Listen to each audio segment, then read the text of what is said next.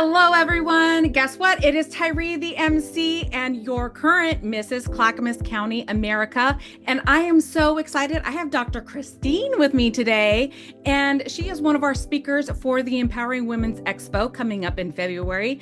Dr. K, tell me about your workshop and what we're going to learn about. So I cover elevating during overwhelm because we've all had those meltdown moments where we might have known leading up to it that it was coming and we didn't handle it well. So elevate during overwhelm is such a powerful topic. As someone who has been overwhelmed, I think it's a wonderful topic because I tend to find that it's all of my doing. It's because I have a yes disease. So explain a little bit more about how we can solve this. I wish that solving it was like an easy button, right? But most of us navigate a bandwidth of emotional tolerance.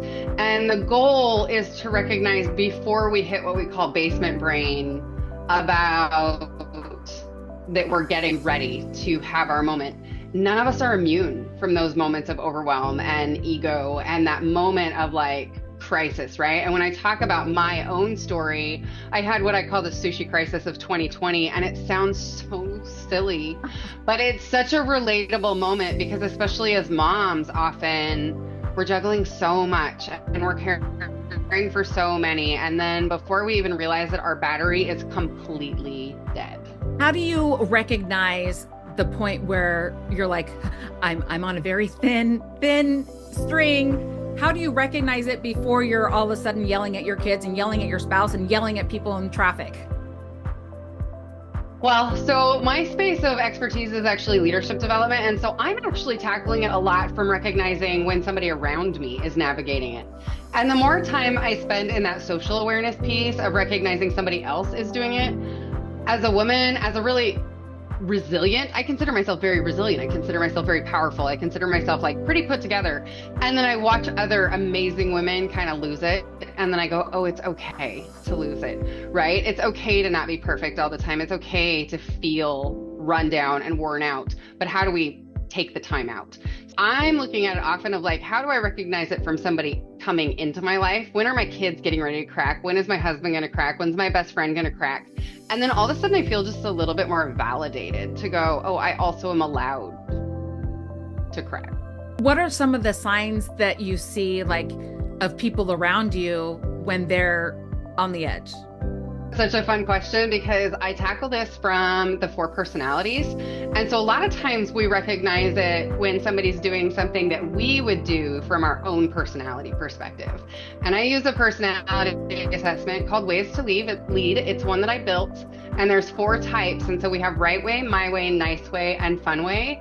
And each of those 4 types actually display different characteristics when they're kind of in that ego zone, which is the yellow, watch out, we're getting ready to see burnout. And then we get the red zone, and then we get the like toddler moments as adults where we're like slamming cabinets and stomping around the house.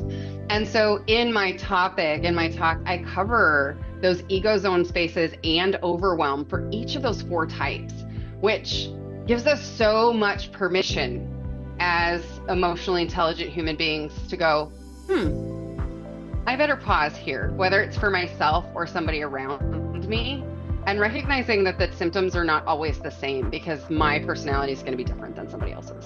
When you're a little kid, they always say, put yourself in somebody else's shoes, put yourself in somebody else's shoes. But that doesn't always work because, you know, I'm an extrovert, and how I'm going to solve something or deal with something maybe will be completely different than how somebody else is going to do it. How do you help if you're not putting yourself in their shoes? You can't. You're seeing in the research over and over and over that the most important leadership quality that's coming out for successful leaders is emotional intelligence, social awareness, and self-awareness. And so it's that constant practice and calibration of how do I put somebody else's shoes on. I've never worn your shoes. I can't actually wear your shoes, but I can offer some idea of like what it's like when you're feeling overwhelmed and what it's like when I feel overwhelmed. And then how do I stand in that space of being compassionate, right? How do I elevate my empathy in that space? it's hard and it takes constant work. So what I do in a lot of leadership work is teach leaders to recognize when we're in those spaces and to pause and to be in that space for a moment with their people. It sounds like this is not only for women who are in a career space, but it could help you totally at home with your significant other or your spouse and your kids. It's a really universal conversation, and it changes a lot for me as a mom of teenage boys. Like just that moment of like, oh wait, they don't have as much bandwidth as I do. So of course I can't expect as much from them. And absolutely with my husband, who I identify as a fun way, and I kind of go, oh yeah, that checks out why that's happening right now. And so, yeah, they're universal tools for all the relationships in our life, because leadership is not about a title. It's about impact and influence. And don't we all want to have more impact with the people around us that matter? Oh, of course. And, there's certain buzzwords, right, that happen from year to year. And emotional intelligence is one of those buzzwords that's been around for a little while. So can you give me your definition of what emotional intelligence is? Yeah, so emotional intelligence from a research perspective actually has 5 dimensions. And so a lot of times we look at emotional intelligence as being able to read the room, right? And understand what other people might be feeling. But that's only one of the 5 dimensions. That is social awareness. That's what are you feeling that I might be causing? But there's self-awareness, there's self-management, which is my personal one that I struggle with the most. Like, I know what I'm feeling. I know why I'm feeling it. What I do with that? Different conversation. And then we have social awareness, and then we have social management, right? And then we also have optimism, or that kind of mindset of having the ability to have impact around the situations we're in. So life isn't just happening to you, you're also a part of it. So it's really a complex conversation, because a lot of times we think we have it without really digging into that. Maybe we have it in most areas, or that one area is a real weakness for us. I think it's a lot easier to spot the deficiencies in other people than ourselves. Well, yeah, because that would be uncomfortable to talk about where I'm not perfect. Of course, yeah. And for those ladies who are planning to come in February to the Empowering Women's Expo, can you tell me what you hope they walk away with after coming to your workshop?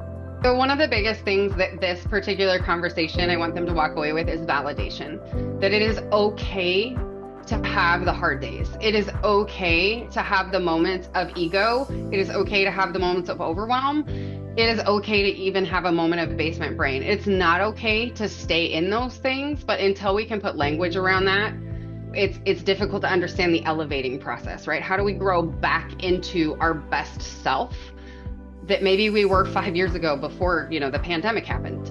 Because people are really tired. The world is really tired post-pandemic.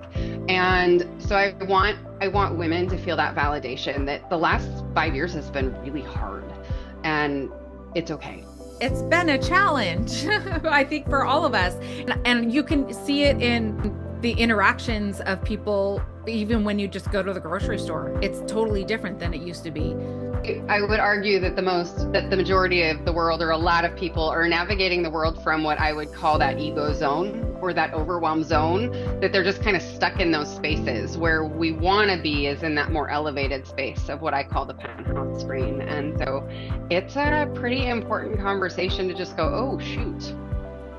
Talk a little bit about the process of brain development. And when we look at the ego zone in the context of this conversation, what we can often compare that to is our teenage self, right? Our indestructible, not socially aware self, where the world we believe the world revolves around us. And how differently do we handle the world in the space of I'm the most important person, in our teenage zone than we do when we reach our adulthood and when we become parents and moms, right? Like, how much does that change when you go, oh, actually, this is not that big a deal. And actually, this is not catastrophic.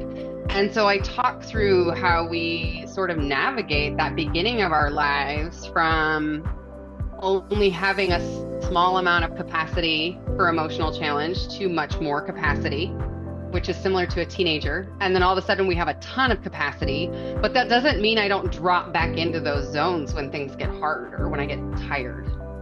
Can you tell me your definition of women's empowerment?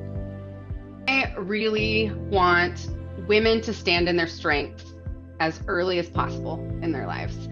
So I feel like an empowered woman is a woman that knows who she is and knows when to set things down and say, that's not on me. I'm allowed to take up space. And she is also able to say, yeah, I could probably learn from that. But a really, truly empowered woman is a woman that just knows who she is. And there's something so beautiful about being able to stand in your strengths earlier and earlier and earlier. And I just feel like I'm constantly talking about that with my college students. Like, you are allowed, you don't get to be told you're too emotional. You're not too assertive. You're not to do this.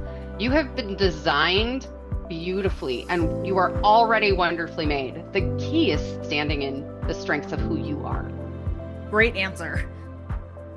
Some woman out there, she is not sure if she wants to come. And what would you tell her if she's on the fence?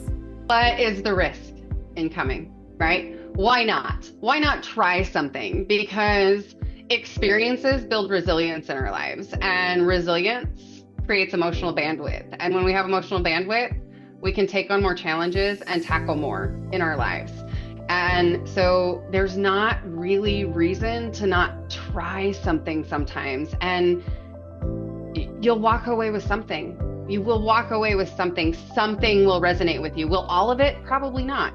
But something will resonate with you and change that just a little bit, that you will feel a little stronger for the next chapter of your life. If women want to know how to get a hold of you before the expo, how do they get a hold of you? Well, I'm on all the socials. Shattered Glass Leadership on Facebook and Shattered Glass Leaders on Instagram, because all the letters don't fit. And they can jump on my website, shatteredglassleaders.com, if they want to take a free personality assessment that I've referenced here a couple of times and give them an idea of where they fall, to just be ready for that conversation. Is it preferred, should they go and do that personality assessment before the expo? It doesn't make any difference. Most of them will take it afterwards because they'll be like, I need to know, and I need to know who my husband is because I'm pretty confident. And they'll even start to plot their kids, right? They'll go, this one's this, this one's this, this one's this. But that's what I love about it, is then you go, oh, well, no wonder they act like that. No wonder we're navigating that conversation like that. If there's one thing that you could share with these ladies that are about to attend the Empowering Women's Expo, what would it be? Do you, boo. Show up, but be ready to meet a new friend, but also be ready to give yourself permission to take a time out if you need to. It can be pretty overwhelming, and I think our bandwidth for these major peopling events is less than it was 5 years ago.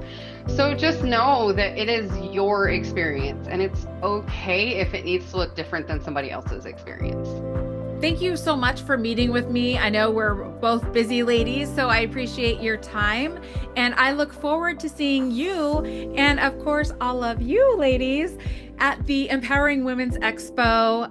It is February 22nd and 23rd at the Hillsborough Wingspan Event and Conference Center. We'll see you there. We'll see you there.